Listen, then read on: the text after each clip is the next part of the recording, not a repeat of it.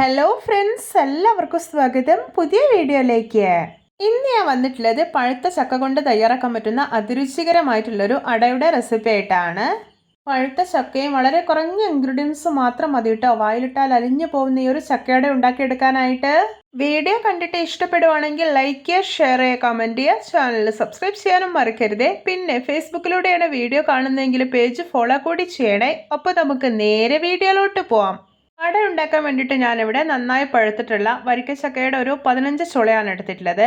ഞാനിത് ചക്കയുടെ കുരു എല്ലാം കളഞ്ഞതിന് ശേഷം ചെറിയ കഷ്ണങ്ങളായിട്ടൊന്ന് മുറിച്ചെടുത്തിട്ടുണ്ട്. ഇനി ഇത് മുഴുവനായിട്ടും മിക്സർ ഒരു വലിയ ജാറിലേക്ക് ഇട്ടുകൊടുക്കാം.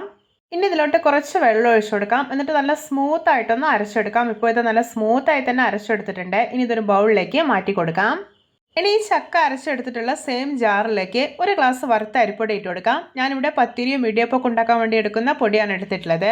ഇനി ഇതിലോട്ടൊരു 1/4 മുറി തേങ്ങ ചിരകിയത് ഇട്ട് കൊടുക്കാം. പിന്നെ ഒരു 1/4 ടീസ്പൂൺ മഞ്ഞൾപ്പൊടിയും ഒരു പിഞ്ച് ഉപ്പ് കൂടെ ഇട്ട് കൊടുക്കുന്നുണ്ട്. ഇനി ഈ ചക്കയടയ്ക്ക് നല്ലൊരു ഫ്ലേവർ കിട്ടാൻ വേണ്ടിയിട്ട് 3 ഏലയ്ക്ക തൊലി കളഞ്ഞ് ഇട്ട് കൊടുക്കാം. ഇനി ഇതിലോട്ടൊരു 3/4 ഗ്ലാസ് ശർക്കരപ്പാനി ഒഴിച്ചു കൊടുക്കാം. ഞാനിത് 2 അച്ച് ശർക്കര ഉരുക്കി എടുത്തിട്ടുള്ളതാണ്. എന്നിട്ട് ചെറിയ ചെറിയ തരികളോടെ ഒന്ന് അരച്ചെടുക്കാം. ഇപ്പോൾ ഇത് അരച്ചെടുത്തിട്ടുണ്ട്. ഇനി ഇതും ബൗളിലേക്ക് മാറ്റി കൊടുക്കാം. എന്നിട്ട് ഇത് നന്നായിട്ടൊന്ന് മിക്സാക്കി എടുക്കാം. ഇനി ഇതിലോട്ട് കുറച്ച് ഫ്രൈ ചെയ്തെടുത്തിട്ടുള്ള തേങ്ങാ കൊത്തുകൂടെ ചേർക്കുന്നുണ്ട്. എന്നിട്ട് വീണ്ടും ഒന്ന് മിക്സാക്കി എടുക്കാം. ഇപ്പോൾ ഈ ഒരു ബാറ്ററിൻ്റെ കൺസിസ്റ്റൻസി കണ്ടോ, അത്യാവശ്യം നല്ല തിക്കായിട്ടാണ് ഇരിക്കുന്നത്. ഈ ഒരു പാകത്തിൽ വേണം മാവ് റെഡിയാക്കി എടുക്കാനായിട്ട്. ഇനി എത്രയും പെട്ടെന്ന് തന്നെ ചക്കയട ഉണ്ടാക്കിയെടുക്കാം. അതിനായിട്ട് ഞാനിവിടെ വാഴയില എടുത്ത് വെച്ചിട്ടുണ്ട്. ഇനി ഇതിലോട്ട് ഒരു 1.5 തവി മാവ് ഒഴിച്ചു കൊടുക്കാം. എന്നിട്ടൊന്ന് പരത്തി കൊടുക്കാം. ശേഷം ഈ വാഴയില ഒന്ന് മടക്കിയെടുക്കാം. അപ്പോൾ ഇത്രയേ ഉള്ളൂ. ഇതുപോലെ എല്ലാം ചെയ്തെടുത്തിട്ടുണ്ട്. ഇനി ഇത് സ്റ്റീം ചെയ്തെടുക്കാം. അതിനായിട്ട് ഞാനിവിടെ ഒരു ഇഡ്ഡലി പാത്രത്തിൽ വെള്ളം ഒഴിച്ച് തിളപ്പിച്ചതിന് ശേഷം ഒരു തട്ട് വെച്ച് കൊടുത്തിട്ടുണ്ട്. ഇനി ഇതാ നമ്മൾ മടക്കി റെഡിയാക്കി വെച്ചിരിക്കുന്ന അടയുടെ മാവെല്ലാം ഈ ഒരു തട്ടിലേക്ക് വെച്ച് കൊടുക്കാം. ശേഷം ഇത് അടയ്ക്കാം. ഇനി ഇത് ഹൈ ഫ്ലെയിമിൽ വെച്ചിട്ട് ഒരു 20 മിനിറ്റ് ആണ് സ്റ്റീം ചെയ്തെടുക്കേണ്ടത്. ഇപ്പോൾ ഇത് 20 മിനിറ്റ് ആയിട്ടുണ്ട്. എന്തായെന്ന് തുറന്നു നോക്കാം. ഇതാ നമ്മുടെ രുചികരമായിട്ടുള്ള ചക്കയട റെഡി. നോക്കിയാൽ നല്ല പെർഫെക്റ്റ് ആയി തന്നെ കുക്കായി കിട്ടിയിട്ടുണ്ട്. ഇനി ഇതിന്റെ ചൂടൊക്കെ അത്യാവശ്യം നന്നായി പോയതിനു ശേഷം ഇത് പുറത്തേക്ക് എടുക്കാവുന്നതാണ്.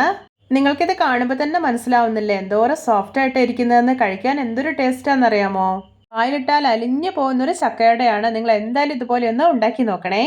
നല്ലൊരു നാടൻ പലഹാരം ആയതുകൊണ്ട് തന്നെ കുട്ടികൾക്കും മുതിർന്നവർക്കെല്ലാം ഒരുപോലെ ഇഷ്ടപ്പെടും. ഇത് ഉണ്ടാക്കിയിട്ട് എത്ര സമയം വെച്ചിരുന്നാലും ഹാർഡായി പോകത്തേ ഇല്ല. നല്ല സോഫ്റ്റ് ആയിട്ട് തന്നെ ഇരിക്കും. അപ്പോൾ എല്ലാവർക്കും എൻ്റെ നാടൻ പലഹാരം ചക്കയട റെസിപ്പി ഇഷ്ടപ്പെട്ടെന്ന് വിചാരിക്കുന്നു. ഇഷ്ടപ്പെട്ടാൽ സപ്പോർട്ട് ചെയ്യാൻ മറക്കരുതേ. അപ്പോൾ ഇതുപോലെയുള്ള വെറൈറ്റി വീഡിയോകളായി നമുക്ക് വീണ്ടും കണ്ടുമുട്ടാം. Okay, bye bye.